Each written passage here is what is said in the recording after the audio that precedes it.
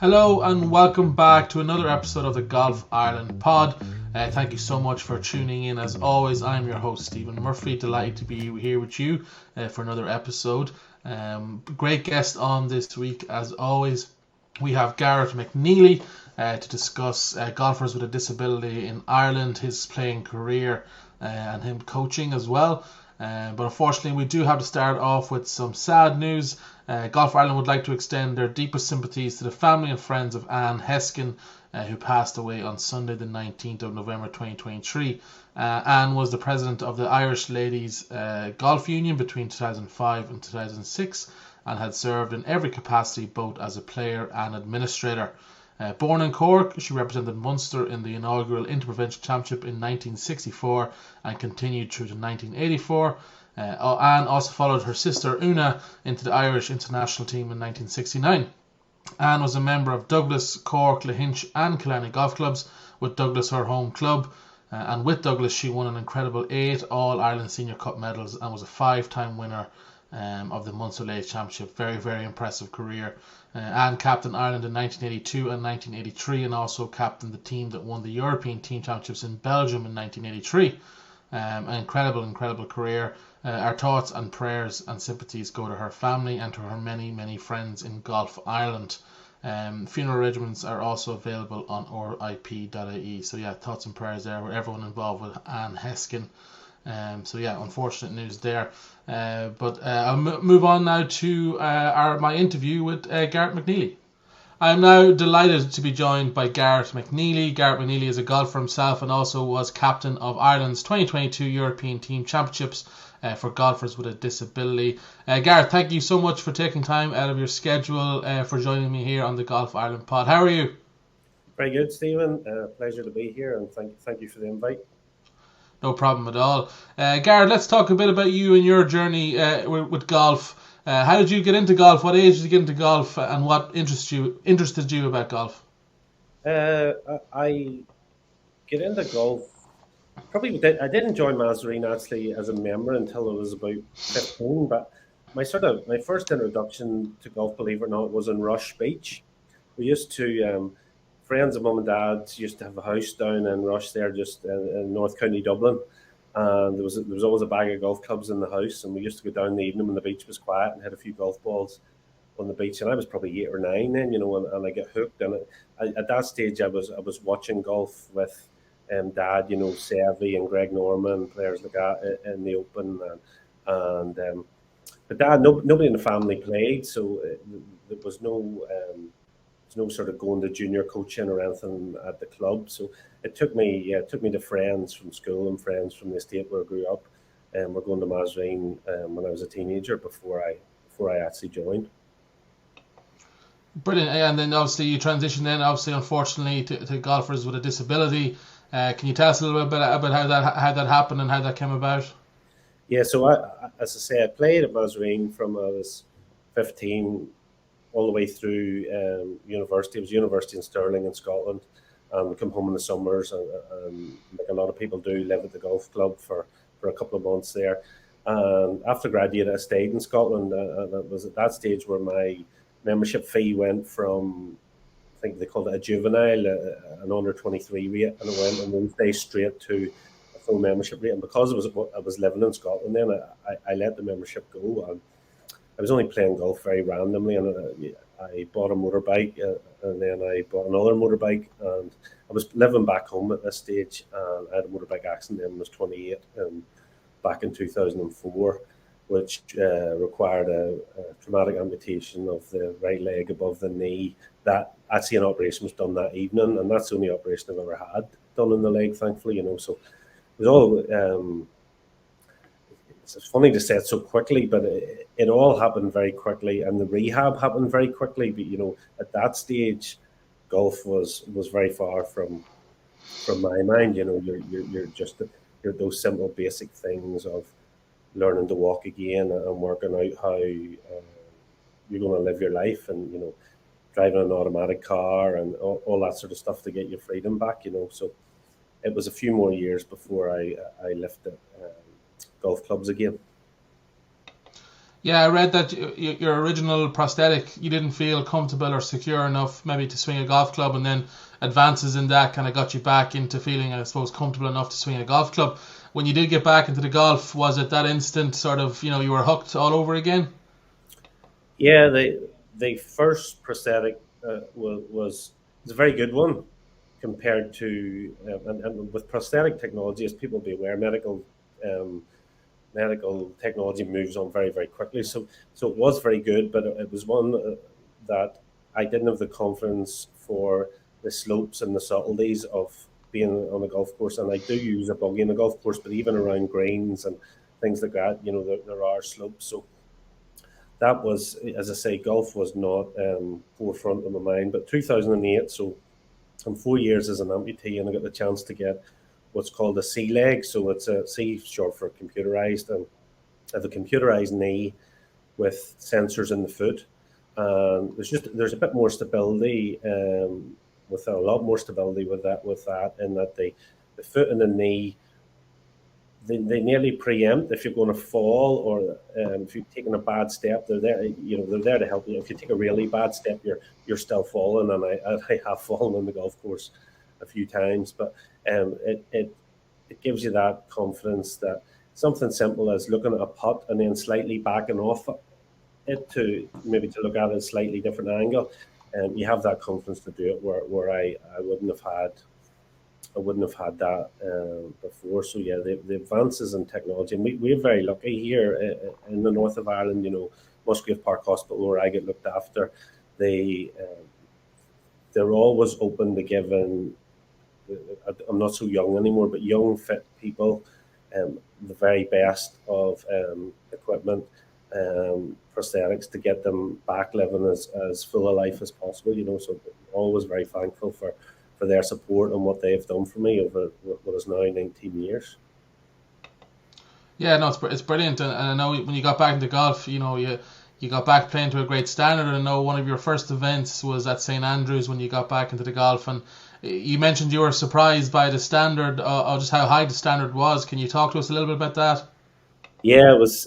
I went there. I stumbled on a tweet from Edga. People would know Edga now, European Disabled Golf Association, as it used to be known, and that there was an event in St Andrews, and the St Andrews thing caught my attention right away. It was at Fairmont, St Andrews, lovely hotel, and two courses there, and the the standard of the player was that just blew my mind. And I was playing off 18 then, and I was just nipped into the net section, and I ended up actually leading after day one, or being joint leader, and I suppose sort of you think to yourself, God, I'm in my chance here. But over the next couple of days, I don't know where my own expectation for is very quickly, but I think I ended up finishing ninth. But it was just, it was amazing to see so many people with so many disabilities out there in what wasn't always, even though it was August in Scotland, it wasn't amazing conditions, and they're out giving their all, and finding different ways to hit a golf ball,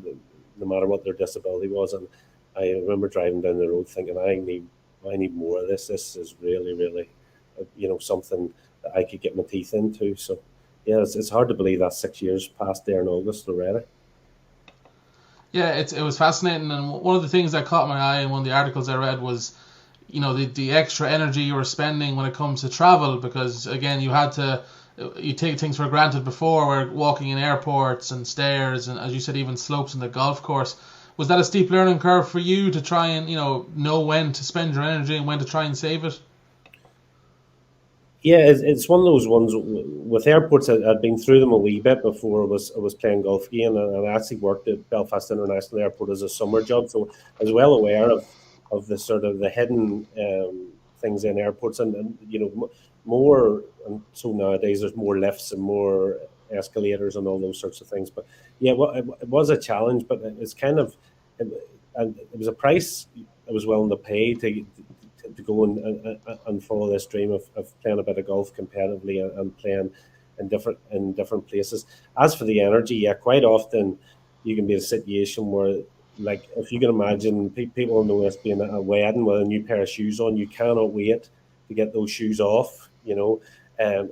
I would be like that sometimes with the socket in the limb, where as soon as I finish playing, I've gone back to my room after a bite to eat, and you've got the leg off, maybe rest up for a couple of hours if you're going to meet people for dinner, or a drink in the evening, and maybe even go to that on the crutches just to protect the limb, and give myself a better chance of being comfortable in the golf course again tomorrow.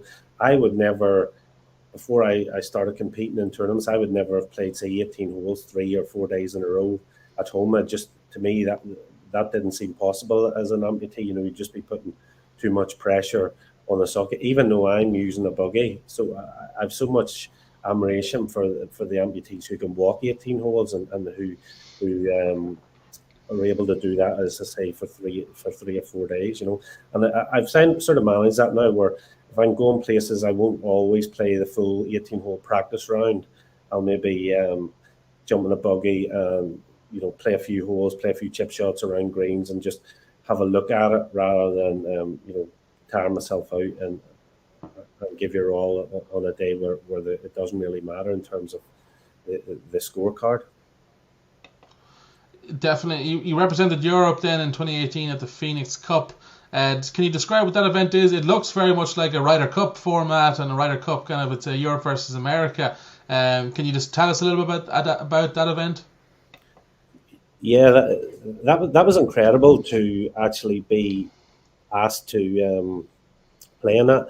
Jim Gales, who runs the Scottish Disabled Golf Association, he was, I think, probably the founder, or one of the founders of the Phoenix Cup. And some years Europe play against America, and some years it would be the UK against Europe. So to be selected after, I think it was the Scottish Open performance and leading after day one, I suppose, brought me to his attention to be selected for European team, and I was going, and I didn't know anybody. I didn't know anybody else in the team. We were out in south of Tampa for a week to play the Americans. As I say, we were like a gather up of society, turning up with t-shirts. We had the matching t-shirts, and everybody was wearing their own shorts, their own shoes, all the rest of it. And then the Americans turn up, and they had the Blazers, and they had the Titleist sponsorship, and they had all the kit. And it was like, oh, we're in a match here. But thankfully, they allowed us to play. They allowed our handicaps. I think originally it was going to be straight matches, and to a man, the Americans had lower handicaps than us. So we were allowed our handicaps, which allowed it to be competitive. And yeah, it just went as well as you could ever dream of. And to beat the Americans in anything on their own soil, it's something you'll never forget. I'll never forget they had a bagpipes on the final day, and everybody was piped onto the first tee. And talk about hairs in the back of your neck standing. It was seriously motivating. Yeah, it was really nice. I think at a stage well, I didn't know this. I said to vice captain, the captain, don't update me. And I think I was about fourth from the end, the singles. Don't update me on what's going on. I think at a stage we were well down, but we actually won the last 5 singles matches out there, to I think win by 2 points. So it was, yeah, such an experience, and great celebrations afterwards. Sounds incredible. Absolutely, I must keep an eye out for that. With regard to coaching, you had a great quote. You said, "Don't jump to conclusions about someone just because they have a disability doesn't mean they can't do something. There is more than one way to get the job done, so keep encouraging them."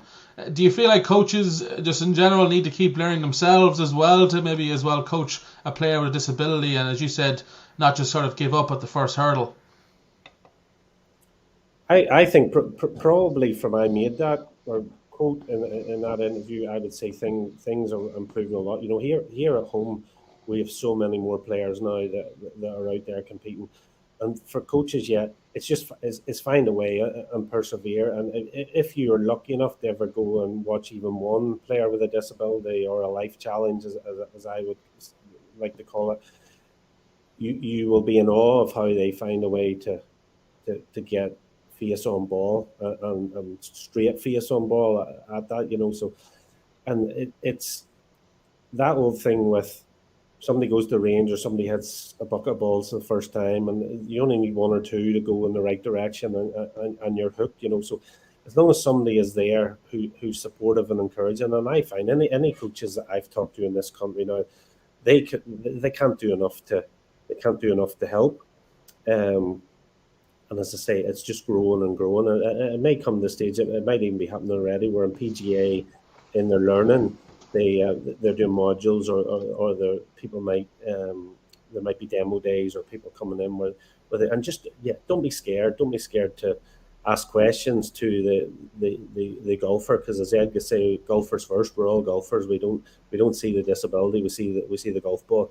So yeah, just have an open mind and try as many different things as possible and encourage as much as possible would be what I would say to any coach out there. Absolutely, well said. Your amazing career led you then to captaining the Irish European Team Championships for golfers with disability last year in 2022. First of all, how big of an honour was that for you to captain that team? Unbelievable honour, as I said to you, when I was lying in the hospital bed after the amputation, golf was far from my mind. But if somebody had said to me, "You'll captain an Irish team at anything," I would have said, "These drugs I'm on here must be quite strong." Never in my wildest dreams. And this time 2 years ago, I'd actually had a really good season in my head, and I was sort of looking at who was out there playing and who could make the team, and I thought I might have had half a chance of squeezing in maybe in the fourth spot. And I spoke to Neil Manship at the start of 2022, and he started to mention a couple more names, and I started to realise that the handicaps of these guys like Alan Gaynor, Aidan Grennan, Connor Stone, who were all very new to it at that stage. They were all way lower than me. So when Neil and Jerry Houlihan from Golf Ireland asked me if I would captain the team and step away from the trials, as I say, it was an honour beyond my wildest dreams. The team went on, first of all, to win in a big way that week. So not only was it a great honour, you delivered a winning team, and as you mentioned, the team was stacked. Alan Gaynor, Aidan Grennan, Brendan Lawler, Connor Stone. These are all seriously talented players. What was it that week that just clicked and made the team bond so well? I think it goes back to a conversation I had with Neil, where he said, "What do you want for the team?" And I said, "Just give us everything you would give the senior men's team." And that's exactly what we got. So we had all the kit, we had the blazers. Neil, his schedule was busy, but he came out with the boys in the first couple of days out in Belgium before we get started. Walked the course with them, got them settled, and I saw the lads grow 10 foot tall. Excuse the pun there, but they had everything they needed. Jerry Houlihan was with us as a team manager, and myself and Jerry we took out as our role that anything the boys needed, be it sandwiches, water, sun cream, we'll deliver to make sure they have every chance to do this. And as you say, you're talking about seriously good players there, and just as I say, tried to make them as comfortable as possible. But being there, playing for the country, Alan's mum and dad were there, Aidan's mum was there. We had a great wee atmosphere around the team, and it just everything felt perfect from the start. And say the guys, they didn't let us down. They went out and they played out their skin. And I think we didn't know what to expect. As I say, our first time there, you have teams like Sweden and the Dutch and the French and so on, who've been very well supported by federations and been doing inclusive golf for a long time. And a lot of seasoned campaigners and these teams who are well used to playing under the pressure. But if you look at our team, even what they've done since last year, Brendan's went on and won the inaugural G4D Open. He's involved in he's up there all the time. Him and Kip Popert, they're always touch and go for world number one. Alan's won the Irish Open there in Roganstown this summer. Connor has had a great rounds out in the US, and Aidan there got an All Ireland with Portumna in not so that long ago.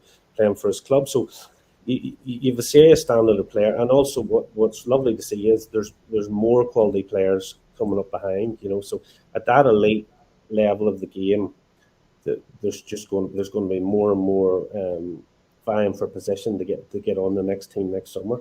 But it feeds all the way back down to there's now opportunities for a 28 handicapper playing in Stableford and all the rest of it. So what the boys did raises the profile again, and more people are just coming and saying, I fancy a piece of this, and they're feeling the way I felt 6 years ago. Yeah, it's brilliantly said, and you mentioned there raising the profile. So let's talk about that, because it is an exciting time for golfers with disabilities in Ireland. There seems to be a big spotlight on it, and there's the recent news, obviously, of the ISPS Handa's partnership to sponsor the Irish Open for golfers with disability has been absolutely immense. For you yourself, with your history in this sport and everything that you've achieved, how exciting for you is it to see this progression? And I think even recently said that Ireland are becoming an envy of other nations with how we are dealing with it and how we are trying to progress. It's funny when I look back at that interview. I hate the word envy, but what I was trying to say is other countries for a long time set the standards, and myself and Brendan and the different players who were playing, Kane, who were playing 4 5 years ago, we were seeing what other countries were doing, and when there was dinners, they were there in their blazers, and they were there with their coaches, and they had all the support behind them, and our guys were always having to do their own thing and support themselves financially. To get to this stage now where we have that support from ISPS Handa, so as far as I know, that will cover the team.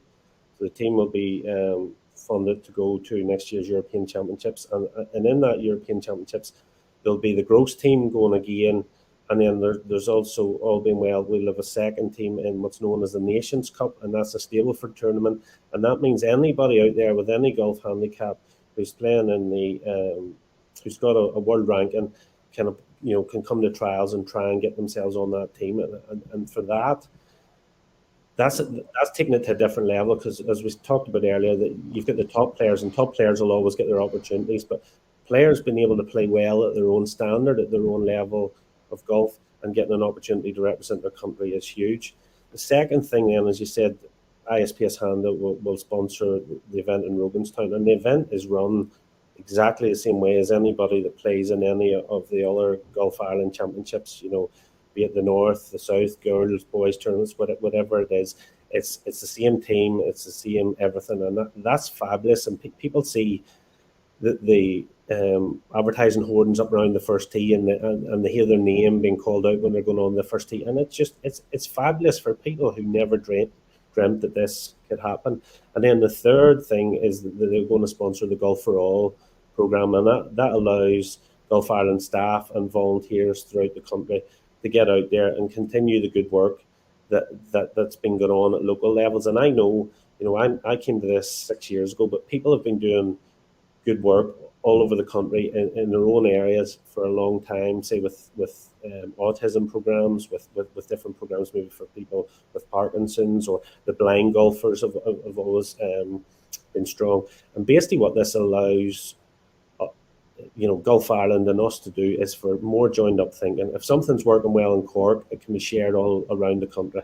If a professional and a club in the Midlands are doing something well, then other people can follow on, and that all that is what the dream is. There is just to get more and more people, and especially I always think of the children, the parents of a child born with a challenge, and maybe thinking that sport wasn't an option for them at the time, and more so, and you're seeing more and more awareness there from the different sports, all the different sports, that they are open to everybody. But as we always say in golf, it's a static ball.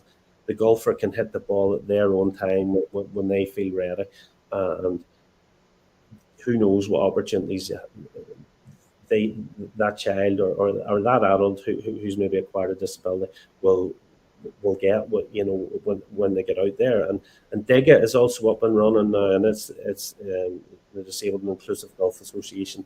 They had events around the country this year, and I'm speaking to Paul Kelly just this week, and he tells me that he's working on more events next year.